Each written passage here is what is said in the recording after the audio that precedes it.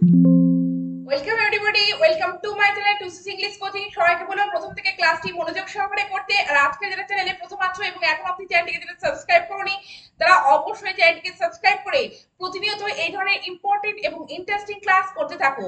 তো আজকে ক্লাসটি খুবই ইন্টারেস্টিং হতে চলেছে, কারণ আজকে ক্লাসে আমরা ফর্ম ব্যবহার করে কত ডিফারেন্ট সেন্টেন্স আমরা একে অপরকে বলতে পারি বা আমাদের লেখাতে প্রয়োগ করতে পারি, সেটি আজকে ক্লাসের মাধ্যমে দেখে নেব। তো ফর্ম মানে শুধু থেকে অর্থে নয়, কোনো জিনিস কি দিয়ে তৈরি হচ্ছে সেটি বোঝাতে, কোনো কিছু প্রতিরোধ করা বোঝাতে, কারণ বা কিছুর মধ্যে পরিবর্তন কিছু হচ্ছে সেটি বোঝাতে, কোনো কিছুর জন্য কারণ বোঝাতে আমরা কিন্তু ফর্ম ব্যবহার করতে পারি।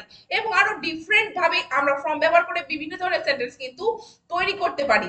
এবং আজকের ক্লাসটি আরো ইম্পর্টেন্ট হতে চলেছে, কারণ আজকে আমরা ফ্রম এবং অফ এর ডিফারেন্সটা দেখবো, এবং থেকে অর্থে কোথায় আমরা সিন্স ব্যবহার করতে পারি এবং কোথায় আমরা ফ্রম ব্যবহার করব সেটিও আজকে ক্লাসের মাধ্যমে দেখবো।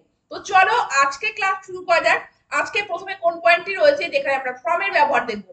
তো ফ্রম মানে শুধু থেকে নয়, কোন দেশের অধিবাসী বোঝাতে বা কোনো কিছুর অরিজিন বোঝাতে বা কারোর অরিজিন বোঝাতে আমরা কি ব্যবহার করে থাকি? আমরা ব্যবহার করে থাকি ফ্রম। যেমন আকিও ইজ ফ্রম জাপান, অর্থাৎ আকিও কোথাকার অধিবাসী? জাপানের অধিবাসী। তো দেখো আকির অরিজিনটা বোঝানো হয়েছে যে কোথাকার, কোথা থেকে সে এসেছে, সে জাপান থেকে বা জাপানের অধিবাসী, সেই জন্য দেখো এখানে ফ্রম ব্যবহার করা হয়েছে। পরেরটি দেখো, Roni is from India, Roni ভারতের অধিবাসী। রনি কোথা থেকে এসেছে? ভারত থেকে। তো দেখো সে ভারতের অধিবাসী, তো অধিবাসী বোঝানোর জন্য আমরা কিন্তু ফ্রম ব্যবহার করতে পারি, বা কারোর অরিজিন বোঝানোর জন্য আমরা কিন্তু ফ্রম ব্যবহার করতে পারি। তেমনি the quotations are from Shakespeare, quotation গুলো কোথা থেকে নেওয়া হয়েছে? শেক্সপিয়ারের লেখা থেকে নেওয়া হয়েছে। তো অরিজিনটা কোথায়? শেক্সপিয়ার, তো ফ্রম শেক্সপিয়ার। তো অরিজিন বোঝানোর জন্য আমরা কিন্তু ফ্রম ব্যবহার করব। এবার আমরা দেখব যে কোন জিনিস কি দিয়ে তৈরি হচ্ছে সেটি বোঝাতে বা কি থেকে তৈরি হচ্ছে সেটি বোঝাতে আমরা কিন্তু ফ্রম ব্যবহার করতে পারি। তো এক্ষেত্রে তোমাদের একটা কথা বলে রাখি, আমরা কিন্তু এক্ষেত্রে অফ ও ব্যবহার করব, কিন্তু কোথায় ফ্রম ব্যবহার করব এবং কোথায় আমরা অফ ব্যবহার করতে পারি সেটি এবার আমরা দেখব। তো কোথায় প্রথমে ফ্রম ব্যবহার করতে পারি সেটা আমরা দেখে নিই। Steel is made from iron, steel কোথা থেকে তৈরি হয়? আয়রন থেকে তৈরি হয়, লোহা থেকে তৈরি হয়। Paper is made from bamboo, paper কোথা থেকে তৈরি হয়? বাঁশ থেকে তৈরি হয়, অর্থাৎ কাগজ বাঁশ থেকে তৈরি হয়। Card is made from milk, দই কোথা থেকে তৈরি হয়? মিল্ক থেকে তৈরি হয়। তো দেখো ফর্ম এখানে ব্যবহার করা হয়েছে থেকে অর্থে, কোনো কিছু থেকে। কিন্তু দেখো এখানে কেন ফর্ম ব্যবহার করা হলো? দেখো দুটো ডিফারেন্ট। আয়রন এবং স্টিল কিন্তু ডিফারেন্ট, পেপার এবং ব্যাম্বু কিন্তু ডিফারেন্ট, কার্ড এবং মিল্ক কিন্তু দুটোর উপাদান কিন্তু ডিফারেন্ট। দুধ আলাদা এবং দই আলাদা। তো যে ক্ষেত্রে দুটি উপাদান কিন্তু আলাদা বোঝাবে, কিন্তু কোনো কিছু থেকে তৈরি হওয়া বোঝাবে, সেখানে কিন্তু আমরা ফ্রম ব্যবহার করব। কিন্তু যে ক্ষেত্রে কোনো কিছু থেকে কোনো কিছু তৈরি হচ্ছে কিন্তু দুটি উপাদানই একই থাকছে, সেক্ষেত্রে আমরা কিন্তু অফ ব্যবহার করব। যেমন আমি যদি বলতে পারি যে চেয়ারটি কাঠের তৈরি, the chair is made of wood.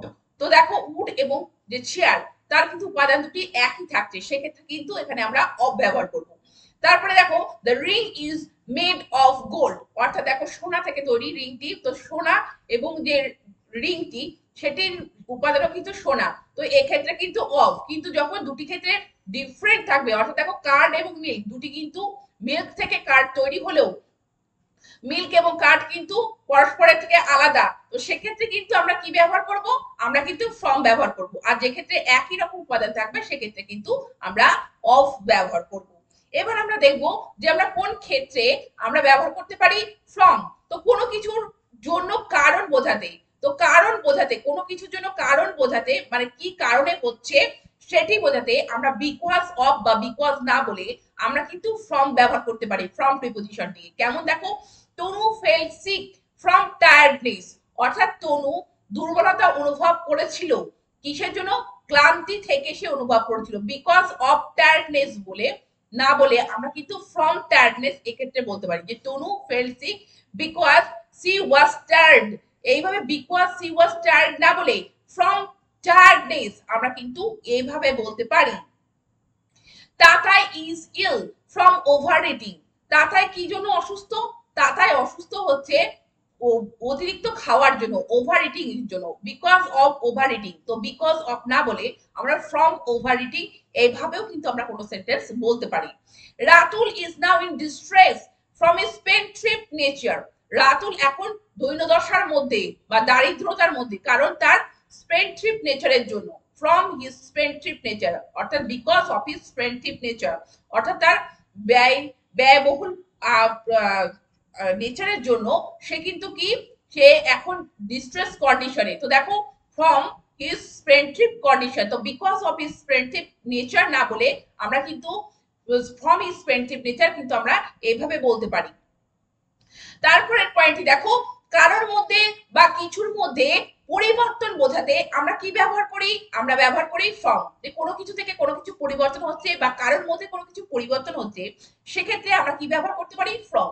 যেমন the story was translated from Bengali to English, অর্থাৎ গল্পটিকে ট্রান্সলেট করা হয়েছিল বাংলা থেকে ইংলিশে। তো দেখো পরিবর্তন হচ্ছে বাংলা থেকে ইংলিশে, তো সেক্ষেত্রে ফ্রম বেঙ্গলি টু ইংলিশ। পরেরটি দেখো, as Pritam stood fast in the class, his confidence went from strength to strength। দেখো যেহেতু প্রীতম ক্লাসে ফার্স্ট হয়েছিল, সেই জন্য তার কনফিডেন্সটা, তার আত্মবিশ্বাসটা বেড়ে চলেছিল, অর্থাৎ তার আত্মবিশ্বাসের পরিবর্তন হয়েছিল, অর্থাৎ বেড়ে চলেছিল। তো went from strength to strength, এইভাবে কিন্তু আমরা বলতে পারি ফ্রম স্ট্রেংথ টু স্ট্রেংথ। দেখছো ওখানে ফ্রম, তো কোনো কিছুর মধ্যে পরিবর্তন বা কারোর মধ্যে কোনো কিছু পরিবর্তন হচ্ছে সেটি বোঝানোর জন্য আমরা কিন্তু কি ব্যবহার করতে পারি, আমরা ব্যবহার করতে পারি ফ্রম। এবার পরের পয়েন্টটি দেখো, যে কোথা থেকে বোঝাতে, সোর্সটা বোঝানোর জন্য আমরা কি ব্যবহার করব, আমরা ফ্রম ব্যবহার করব। যেমন Rita took out a history book from her bag, অর্থাৎ রিতা ইতিহাস বইটা বার করেছিল কোথা থেকে, সোর্সটা তার ব্যাগ থেকে, ফ্রম হার ব্যাগ। সেজন্য দেখছো যে ফ্রম ব্যবহার করা হয়েছে, কোথা থেকে, from her bag. The wind is blowing, কোথা থেকে বইছে, ফ্রম দ্য সাউথ, দক্ষিণ দিক থেকে বইছে। তো কোথা থেকে বোঝানোর জন্য বা তার সোর্সটা বোঝানোর জন্য আমরা কিন্তু কি ব্যবহার করতে পারি, আমরা ফ্রম ব্যবহার করতে পারি। এবার দেখো কোনো কিছু প্রতিরোধ করা বোঝাতে বা প্রিভেন্ট করা বোঝাতে, কোনো কিছু থেকে কোনো কিছুর প্রতিরোধ করা বোঝাতে আমরা কি ব্যবহার করতে পারি, বা প্রিভেন্ট করা বোঝাতে ফ্রম ব্যবহার করতে পারি। কেমন দেখো, Priti save the child from drowning, অর্থাৎ প্রীতি বাচ্চাটিকে বাঁচিয়েছিল ডোবার হাত থেকে, মানে ডুবে যাওয়ার হাত থেকে প্রীতি বাঁচিয়েছিল, তো প্রিভেন্ট করেছিল ডুবে যাওয়ার হাত থেকে। তো ফ্রম ড্রাউনিং, দেখছো ওখানে ফ্রম ব্যবহার করা হয়েছে। তেমনি দেখো রিতম সেভ রাজু, রিতম রাজুকে বাঁচিয়েছিল বা উদ্ধার করেছিল ফ্রম বিং এ স্মাগলার, একটা স্মাগলার হওয়ার হাত থেকে, মানে সে যাতে স্মাগলার না হয় সেটা থেকে সে বাঁচিয়েছিল কাকে, রাজুকে রিতম বাঁচিয়েছিল। তো দেখো ফ্রম বিং এ স্মাগলার, তো ফ্রম এখানে ব্যবহার করা হচ্ছে। তো প্রিভেন্ট করা অর্থে আমরা কিন্তু কি ব্যবহার করতে পারি, আমরা ফ্রম ব্যবহার করতে পারি। এবার আমরা দেখে নেব কোথায় আমরা ফ্রম ব্যবহার করব এবং কোথায় আমরা সিন্স ব্যবহার করব। তো দেখো এখানে আমি প্রিভিয়াস ক্লাসে এরপরে ডিটেলে ক্লাস নিয়েছি, তো যারা ক্লাসটি দেখোনি তারা অবশ্যই ক্লাসটি দেখে নিও। তবুও আমি এখানে সংক্ষেপে তোমাদের বলে দিচ্ছি যে কোন ক্ষেত্রে থেকে বোঝাতে আমরা ফ্রম ব্যবহার করব এবং কোন ক্ষেত্রে আমরা কিন্তু সিন্স ব্যবহার করব। তো দেখো ফ্রম আমরা থেকে বোঝাতে সেখানে ব্যবহার করব যে অতীতকালে কোনো কিছু কাজ শেষ হয়ে গিয়েছে, সেখানে থেকে বোঝাতে আমরা কিন্তু ফ্রম ব্যবহার করব, বা ভবিষ্যতের কালে কোনো কাজ হবে সেখানে থেকে বোঝাতে আমরা কিন্তু কি ব্যবহার করব, ফ্রম ব্যবহার করব। যেমন the program will be started from 6 PM, দেখো প্রোগ্রামটি শুরু হবে, অর্থাৎ অনুষ্ঠানটি শুরু হবে কটা থেকে, 6টা থেকে। তো দেখো শুরু হবে, হয়নি, এবং সেখানে থেকে বোঝাচ্ছে। তো এক্ষেত্রে আমরা কিন্তু ফ্রম ব্যবহার করব, আমরা কিন্তু সিন্স ব্যবহার করব না।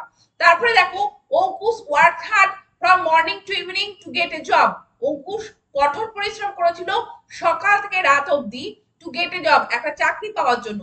তো দেখো এখানে সকাল থেকে রাত অবধি, এবং সেটি কিন্তু অলরেডি কমপ্লিট হয়ে গিয়েছে, ওয়ার্ক মানে খেটেছিল বা কঠোর পরিশ্রম করেছিল, তো অতীতে সেটি কমপ্লিট হয়ে গিয়েছে এবং সেখানে থেকে বোঝাতে কিন্তু আমরা ফ্রম ব্যবহার করছি। পরেরটি দেখো Ritesh was on leave for 5 days from last Sunday, অর্থাৎ রিতেশ গত রবিবার থেকে 5 দিনের ছুটিতে ছিল, অর্থাৎ তার 5 দিনের ছুটিটা অলরেডি কমপ্লিট হয়ে গিয়েছে। তো সেখানে থেকে বোঝাতে আমরা কিন্তু কি ব্যবহার করি, আমরা কিন্তু ফ্রম ব্যবহার করি। এবং থেকে বোঝাতে আমরা সিন্সও ব্যবহার করি, কিন্তু সেখানে কাজটা কিন্তু অতীতে শুরু হয়ে এখনো কন্টিনিউ হচ্ছে, সেটি বোঝাতে আমরা কিন্তু সিন্স ব্যবহার করি। যেমন আমি বলতে পারি যে I have been studying since morning, আমি সকাল থেকে পড়ছি। তো এই যে পড়া ব্যাপারটা সকাল থেকে শুরু হয়েছে এবং চলছে এখনো বোঝাতে, সেখানে কিন্তু আমরা সিন্স ব্যবহার করি। কিন্তু যেখানে অলরেডি কাজটা শেষ হয়ে গিয়েছে বা ভবিষ্যতে কোনো কাজ শুরু হবে, সেখানে থেকে বোঝাতে আমরা কিন্তু কি ব্যবহার করি, আমরা কিন্তু ফ্রম ব্যবহার করি। তো তোমরা দেখলে যে কত রকম ভাবে আমরা ফ্রম ব্যবহার করে কত ধরনের সেন্টেন্স আমরা একে অপরকে বলতে পারি। তো তোমরা এই ধরনের সেন্টেন্স অবশ্যই একে অপরকে বলতে থাকো এবং নিজেদের লেখাতে প্রয়োগ করতে থাকো। আর চ্যানেলটিকে সাবস্ক্রাইব রেখে প্রতিনিয়ত এই ধরনের ইন্টারেস্টিং ক্লাস করতে থাকো। Thank you very much. Thank you for watching this video.